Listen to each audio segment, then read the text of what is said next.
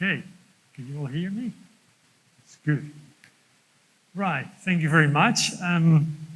Yeah, I'm going to give you my perspective on the direction of travel in CX, specifically in the contact center world. And basically, hopefully, you can take some stuff out of it on how to make things better. I'm going to start with a few statistics here and there. And this is really the first one. So what we've seen in the last few years is that CX is now a C-suite topic, basically. You know, there are CXOs everywhere in all kinds of organizations. And you see this importance at that level in this quote here specifically.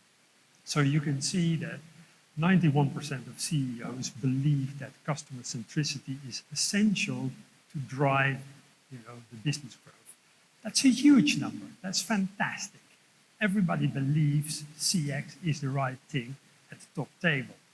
However, if you look at the other side, you see that 20% of customers only feel that their brand is very customer-centric. So there is a huge discrepancy between CEO speak and what customers actually feel at their level.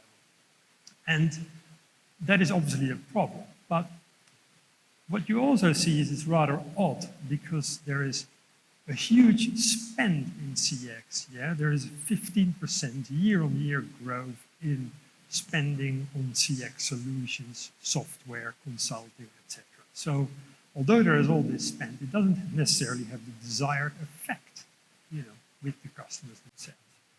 And we can see this everywhere. So this is just an example from a Verint study in banking in 2021.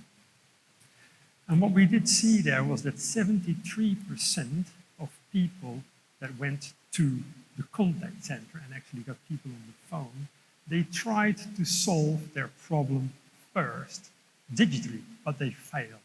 And they therefore needed human intervention. So in the banking industry, there's an enormous amount of investment in digital processes and digital equipment. But you can see it still doesn't connect necessarily to the customers. But if you get it right, there is a massive payoff for this. And you can see that here. So for the first time, this is one of the digital assessment studies that we do.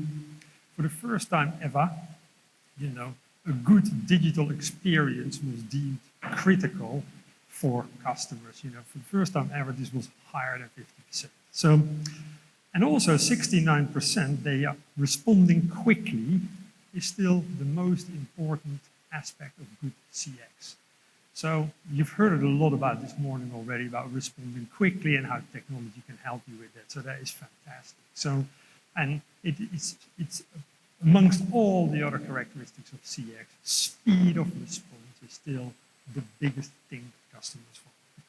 But I think the most important piece here is the 78% that will likely purchase your product or services in case of an amazing digital experience. So you can see if you do it well, there is a massive payoff here. But so C-suite, they have their vision about CX, there is investment, but it still remains very, very difficult to create great experiences. And we've seen a few of these examples discussed today already in the sprinkler session, for instance. So why is there still this problem? So first of all, we've seen an enormous increase in digital and omni-channel communications and interactions. And a lot of companies started their digital experiments really during COVID and only did one little thing like an e-commerce site, etc. But now customers want multi-channel and so on. And so that is still technically very difficult to achieve for a lot of organizations. Combine that with an enormous increase in digital demand, you create an enormous bottleneck there immediately. Secondly, is that customer expectations are higher. So, and what you see is that customers do not have an expectation of a certain sector. So they do not think like, oh, I have an expectation of my digital experience in banking or in utilities. No, they have an expectation that comes usually from the best in class, from the digitally native organization. So, the Uber app doesn't fail very often. Amazon have got very good return policies. All those things play in customers' minds when they have an expectation. And they think that you should do those things. That's where their expectations levels are. And then last but not least, the changing workforce. So no longer are people office-based necessarily. There's a trade-off in the work-life balance that people are looking at these days, so there is more flexibility around work. And that makes it harder for organizations, to schedule and to make sure that people are there at the right time, are connected in the right way, and all that really adds up. So Verint does an annual survey called the Engagement Capacity Gap Survey, which is business leaders, and they ask them about the outlook for next year in relation to their budget. And the three findings that came out this year was, first of all, 76% of the leaders believe that customer engagement challenges will increase, so it will become more difficult this year. And then a good 70% was talking about, retaining talented people in the contact center, etc., and in customer experience will be a challenge. And the 69% is a related issue about, supervising remote work. So, and this is interesting. So you saw on my first slide that CEOs specifically, they have a vision that CX is incredibly important. But when you look at this here, when it's in relation to the budget, then lots of the leaders of organizations, they see that there is actually problems. They want to achieve it, but there is an issue there because you can't do everything with the budget that you have. And so we've analyzed, and this is the US market only, we've analyzed where that budget actually came from. And so what you see from a variety of sources is that software spent in customer experience and customer engagement is about 65 billion a year. It's a huge number. However, if you look at what is actually spent in customer engagement and customer experience, in terms of labor cost, you're looking at a 2 trillion number. So the cost base, if you look at delivering CX, still sits in people cost for a large part. So if you want to deliver better CX for your customers, to stick within your budget, you have to make sure you get the best out of the people, because that is where your cost sits. And so therefore, one of the things that we've been looking at Verint is, how you actually can do that. How can you create a better customer experience whilst making sure that you keep a check on how the people are actually working with you, how they're interacting, and also how you keep them happy so that they don't actually leave your organization. So, and that approach is something that we call One Workforce, and it's a very simple principle. It is really about connecting the entire contact center workforce to make sure that everyone can service the customer at the right time in the right quantities.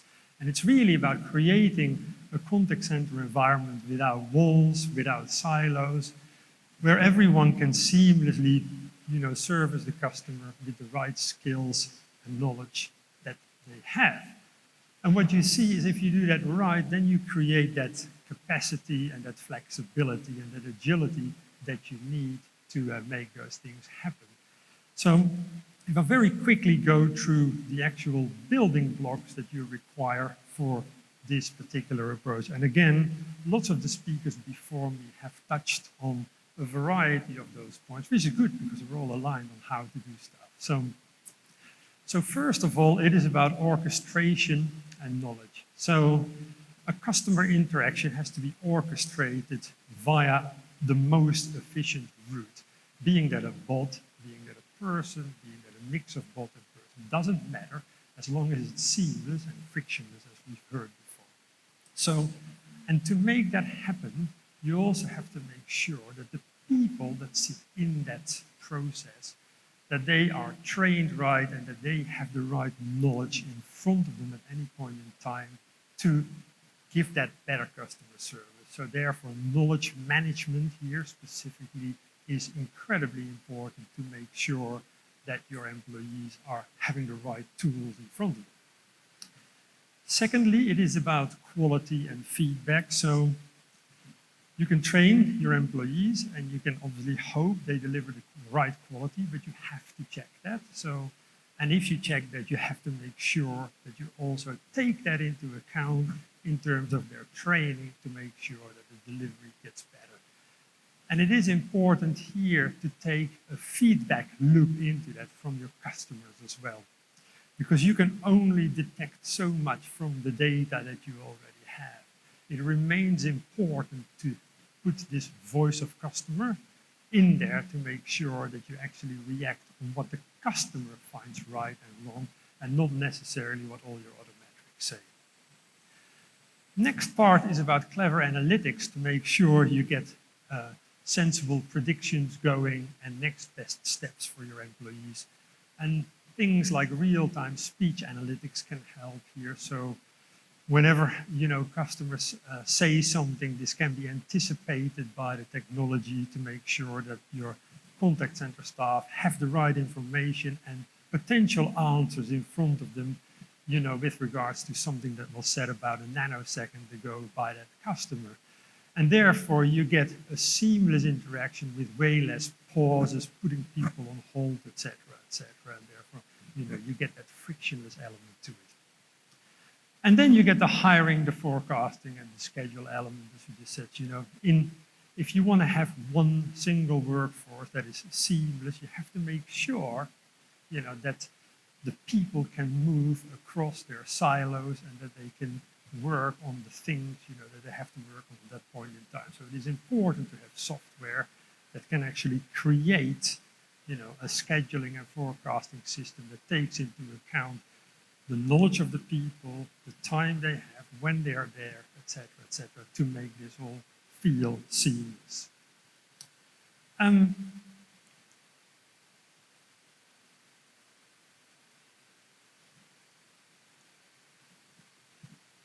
My last slide already, and this is one of my favorite topics, it's metrics. The contact center, very often, when they look at the outcomes of customer experience, they do focus on efficiency metrics. And that's a good thing, because time is money and everything costs money, and therefore there should be a focus on those metrics. And if you look at what people look at overall, it is always, first time resolution, it is, the cost per contact, etc. And that is great. However, it's important to take into account that customers do not think like that. So customers do not think in response times, etc. Customers, and Maya Angelou says it here, they forget what people say, they forget what people did, but they will never forget how you make them feel. So customers are way more emotionally triggered around interactions. And therefore, it is the actual emotion and how connected they are to the interaction that makes them decide if they want to buy your product or buy your product again, etc., etc. So it is not necessarily the time it took, how quickly you resolved an issue. It is how you made your customer feel during that time that is important. Now, and again, the single and simplest thing to incorporate this into your set of metrics is by asking the customer, getting feedback after an interaction.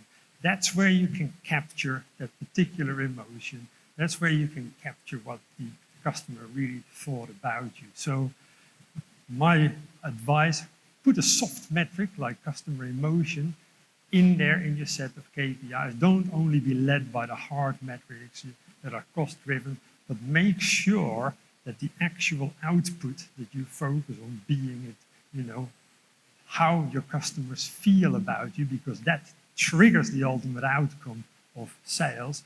Make sure that you put that into your metrics. And that was the end. Thank you very much.